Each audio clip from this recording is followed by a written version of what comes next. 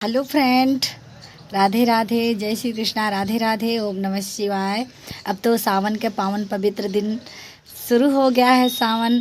तो हमें सावन में कैसे पूजा करनी है तो आज मैं आप लोगों को इसी के बारे में बताऊंगी। तो सबसे पहले मैं आप लोगों से ये बता दूं कि जैसे आप मिट्टी का शिवलिंग नहीं बना पा रहे हैं तो जो सभी के घर में शिवलिंग होते हैं जो हम खरीद के लाते हैं, उनकी पूजा मैं आप लोगों को करना बताऊंगी। तो आप लोग वीडियो बने रहिएगा और देखिएगा ज़रूर। तो चलिए शुरू करते हैं।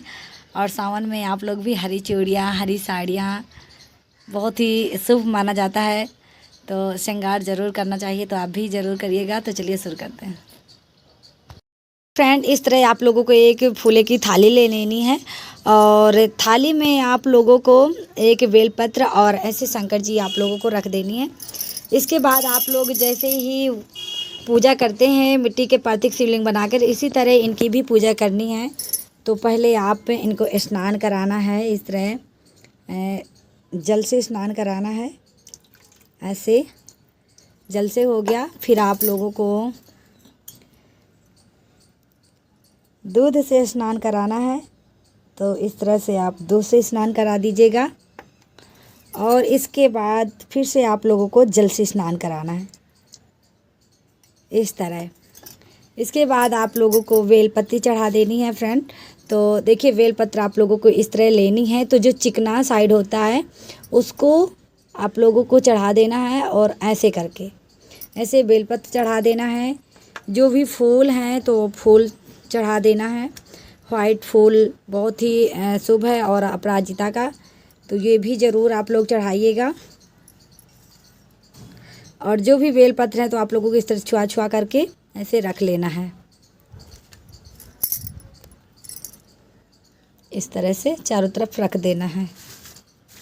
जितनी भी आप चढ़ाना चाहो, 7 11 जितनी भी, और धुल करके आप जैसे डेली नहीं ला पाते हो ना, तो इन्हीं को धुल करके आप फ्रिज में रख लीजिएगा और फिर इन्हीं से दोबारा पूजा कर लीजिएगा।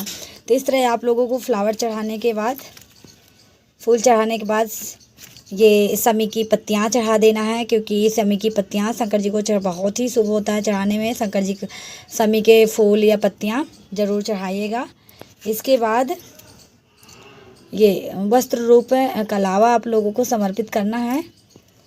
और इसके बाद आप लोगों को घी का दीपक जलाना है। इसके बाद आप लोगों को चंदन लगा देना है। तो इस तरह से आप लोगों को चंदन लगाना है, पीला चंदन लगा देना है। थोड़ी सी अक्षत चढ़ा देना है इस तरह से। तो इस तरह से आप लोगों को दीपक जला देना है और धूपबत्ती जला देना है। प्रेम पूर्वक आप लोगों को हाथ जोड़ करके प्रार्थना करनी है। और जो भी आपके पास फल हैं वो फल आप लोगों को चढ़ाना है। केला है, नींबू है, आम है, मौसम के अनुसार जो भी आपके पास फल हैं वो आप फल समर्पित करिएगा और फिर कुछ दक्षिणा समर्पित कर दीजिएगा। तो इस तरह से आपकी पूजा संपन्न हुई। इस तरह आप लोगों को हाथ जोड़ करके प्रार्थना करनी है कि जो भी पूजा करते वक्त हमसे भूल चूक हुई है, गलतियाँ हुई हैं तो माफ़ करिएगा। और इस तरह से आप लोगों को हाथ जोड़ करके ओम नमः शिवाय, ओम नमः शिवाय 11 बार 100 नमः शिवाय बोलना है। 11 या 21 बार आप लोगों को नमः शिवाय हाथ जोड़ करके बोलना है।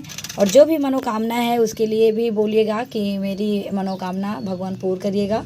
जो भी पूजा करने में गलतियाँ हुई हैं माफ़ करिएगा। और इस तरह से आप लोगों की पूजा हो गई। बस कोई ज़्यादा चीज़ें नहीं लगती हैं। तो आप लोग चाहो तो डेली पूजा कर सकते हो या फिर सोमवार को, जैसे सोमवार का व्रत भी रहते हैं लोग, तो चाहो तो आप डेली या फिर सोमवार को ही कर सकते हो। तो इस तरह से आप लोगों को पूजा करनी है। और शिवलिंग नहीं बना पा रहे तो इस तरह आप लोगों को थाली में पूजा कर लेनी है। आपने मंदिर के पास से बैठ करके, चौकी जरूर नहीं है कि आप डेली चौकी नहीं बना पा रहे हो, तो इस तरह आप लोगों को थाली में पूजा कर लेनी है रख करके भगवान को इस तरह से। और आप लोग जान ही गए हैं कि दूध और ये बेलपत्र, ये सारी चीज़ें ज़रूर समर्पित करना है। तो ठीक है फ्रेंड, फिर मिलेंगे एक नई वीडियो में। तब तक के लिए राधे राधे, ओम नमः शिवाय, ओम नमः शिवाय।